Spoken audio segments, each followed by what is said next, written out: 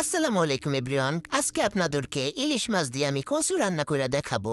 যারা কচু তরকারি একদমই পছন্দ করেন না, মুখ চুলকায়, তারা এভাবে করে রান্না করেন দেখেন, একটু গলা চুলকাইব না। তো প্রথমে দেখেন আমি ইলিশ মাছগুলারে ভাইজা নিব। এই জন্য মাছের মধ্যে পরিমাণ মতো লবণ এবং হলুদ দিয়ে দিতেছি। মাছের পিছে ভালো মতো লবণ হলুদ মিশানোর পরে এখন দেখেন কড়াইয়ের ভিতর আমি তেল দিয়ে দিলাম। এই তেলের ভিতরে মাছগুলারে সুন্দর মতো ভাইজা নিব। দেখেন তেলের ভিতরে আমি সবগুলা মাছ উল্টায় পাল্টায় সুন্দর মতো ভাইজা নিছি। মাছ ভাজার সময় খেয়াল রাখতে হবে মাছগুলো যেন খুব বেশি কড়া ভাজা না হয়, তাহলে কিন্তু খাইতে অত একটা মজা হয় না। তো এই তো দেখেন আমার সবগুলা মাছ ভাজা শেষ। এবার একটা বাটিতে আমি মাছ ভাজাগুলো উঠে রাখলাম। এবার ওই তেলের ভিতর আমি দিয়ে দিতেছি 2টা বড় সাইজের পেঁয়াজ কুচি। তেলের ভিতর পেঁয়াজটা দিয়ে একটু হালকা ভাজা ভাজা হয়ে গেলে এর ভিতরে বা দিয়ে দিব এক এক করে মশলা। প্রথমে দিয়ে দিতেছি 1.5 টেবিল চামচ পরিমাণ আদা রসুন বাটা। আদা রসুন বাটাটা দেওয়ার পর একটু নাড়ানাড়ি করবো। এবারে মশলাটারে কষানোর জন্য দিয়ে দিব সামান্য পরিমাণে পানি। এবার দিয়ে দিতেছি পরিমাণ মতো কাঁচামরিচ। এখানে আপনারা ঝাল যে যেটুকু ব্যবহার করবেন ততটুকুই কিন্তু কাঁচামরিচের পরিমাণ দিবেন। আমরা শুকনা মরিচের তরকারি অত একটা পছন্দ করি না, আর মাংস রান্না করার সময় শুকনা মরিচটা ব্যবহার করি। তাছাড়া বেশিরভাগ তরকারিতে আমরা কাঁচামরিচ ব্যবহার করি, এই জন্য কাঁচামরিচটা দিয়ে দিলাম। তো এবার দিয়ে দিতেছি পরিমাণ মতো লবণ। এখানে 1 টেবিল চামচ পরিমাণ লবণ দিছিলাম।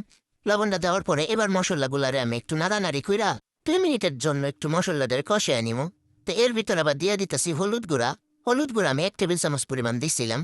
তো হলুদ গুঁড়া দেওয়ার পরে এই যে দেখেন মশলার কালারটা কত সুন্দর আসছে। এবার মশলাটায় আর সামান্য পরিমাণ একটু ফুটা পানি দিচ্ছি, কারণ পানি পরিমাণটা একটু কম হয়ে গেছিল। তো পানিটা একবার যখন ফুটা শুরু হয়ে বয়ে পর্যায়ে দিয়ে দিতেছি সিদ্ধ করে রাখা কচু। এই কচুটা কিন্তু আমি সিদ্ধ করে পানি ফালাই আনিছি।